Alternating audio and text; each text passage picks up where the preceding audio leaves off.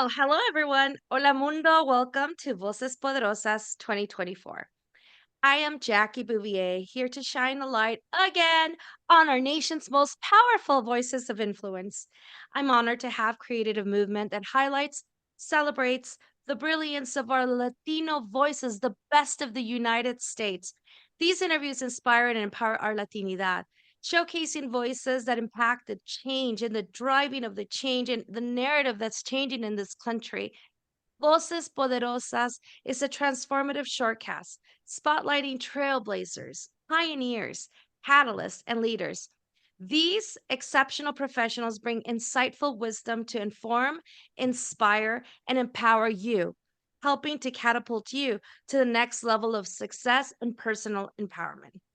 On today's episode, I am thrilled to have Maryanne Peña Fraudsham joining us. Maryanne is a powerhouse in the world of leadership development, executive coaching, and recruitment. She's helped countless organizations navigate the challenges of layoffs and outplacement services, ensuring they remain strong during times of transition. As a member of Fast Company's executive board and a keynote speaker, Marianne's expertise has earned her accolades, including the prestigious 40 Under 40 recognition. She's also a dedicated foundation board and an avid hiker in her spare time. Welcome, Marianne. How are you? I'm doing well. Thank you so much for having me today.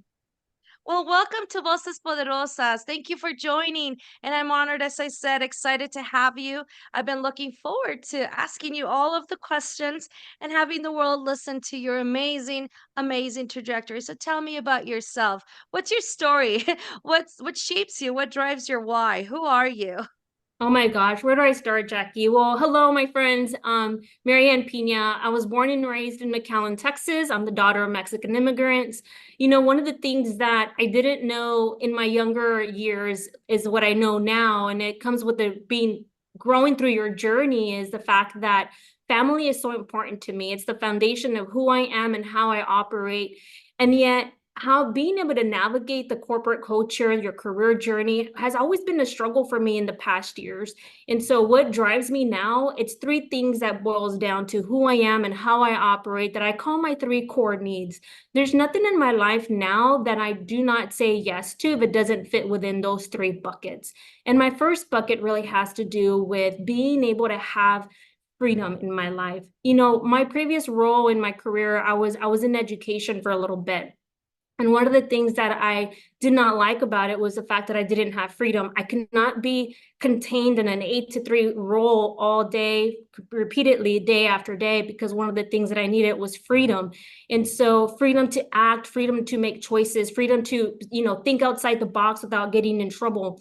The other thing that I need in my life is creativity. Allow me to be creative. And so one of the things that I have gotten a lot of notoriety for is for the Latino career assessment. So, you fast forward so many years and being an entrepreneur, having the freedom and the level of creativity to develop, to have the impact that I need in my life has been a big differentiator. And then the last piece that I just briefly mentioned is really a core need of mine, and that's impact. Not just impact in my family, with my friends, but also the community that I choose to serve in. And so who's Maryanne Peña? I am, most importantly, a friend to everyone that surrounds me. I believe in service, I believe in love, and I believe in joy. So making sure that I stick to my three core needs is how I operate.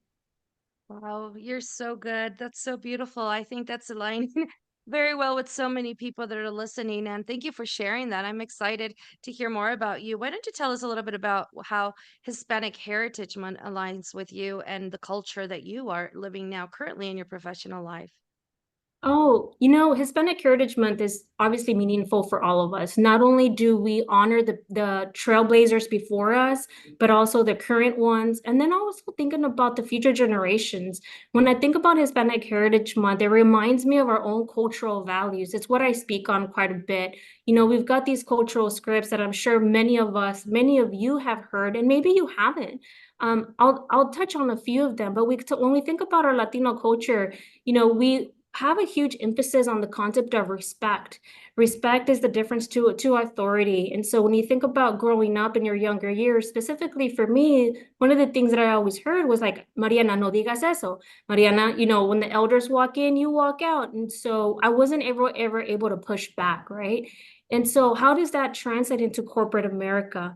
During Hispanic Heritage Month, you have so many events, and it's not just about the food, it's beyond the food, right? It's about career development, leadership development, at least in the workforce, right? And I think that's where I tend to gravitate towards. It's like, what can we continue to do for the workforce in the United States to support the fastest growing demographic in the United States?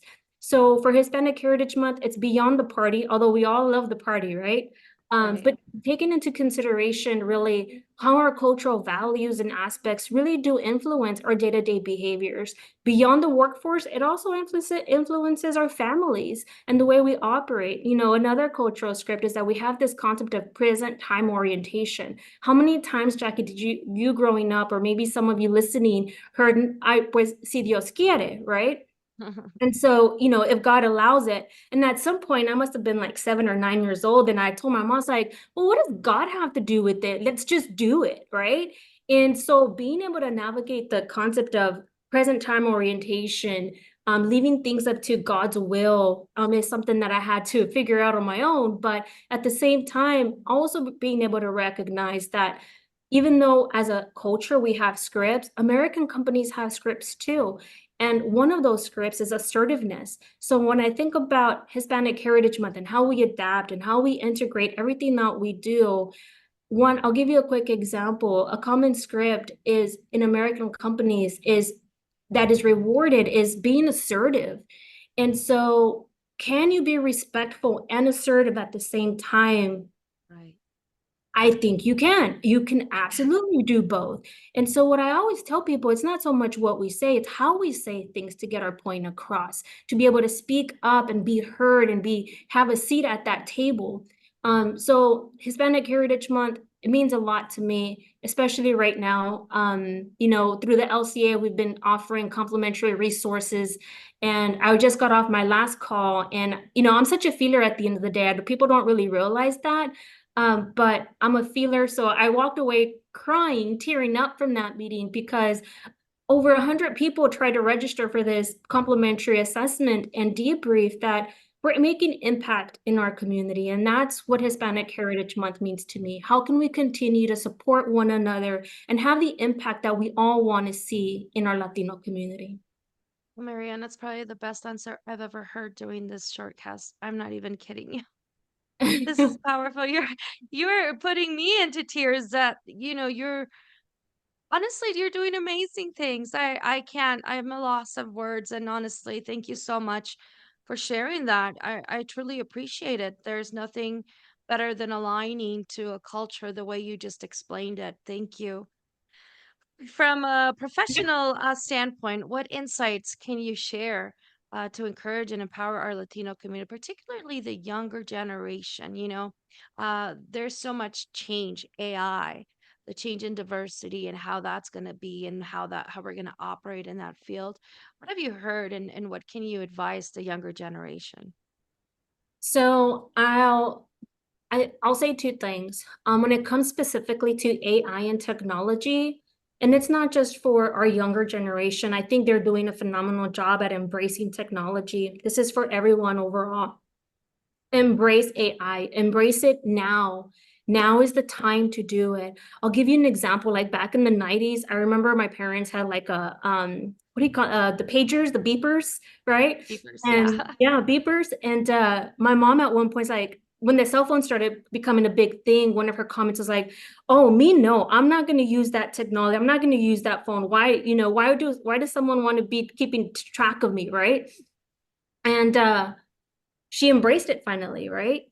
And then technology comes, we've got to embrace it. It makes us so much better in so many ways. And so that would be my advice. learn the AI, learn technology, learn NFTs. I mean, there are so many things going on in the market right now that if we don't embrace it, we will stay behind.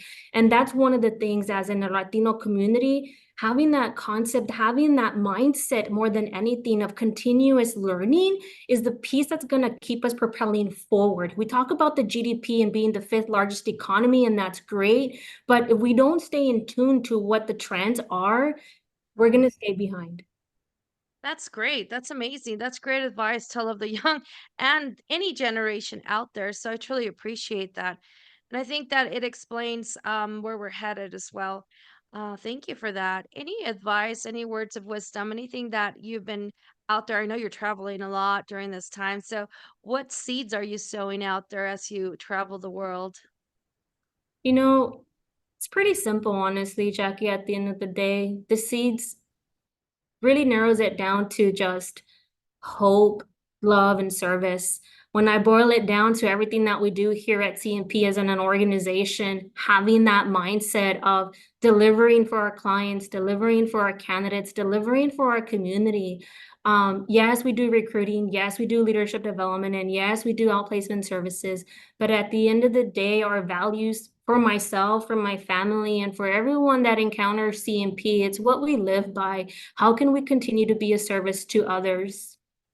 This is truly a great interview, and I'm learning so much just by listening to you. And I love how you put things into perspective and how you organize it into different points so that the listener across can understand and know how to follow the steps, right? Or have a roadmap of success. I commend you for that. That's great.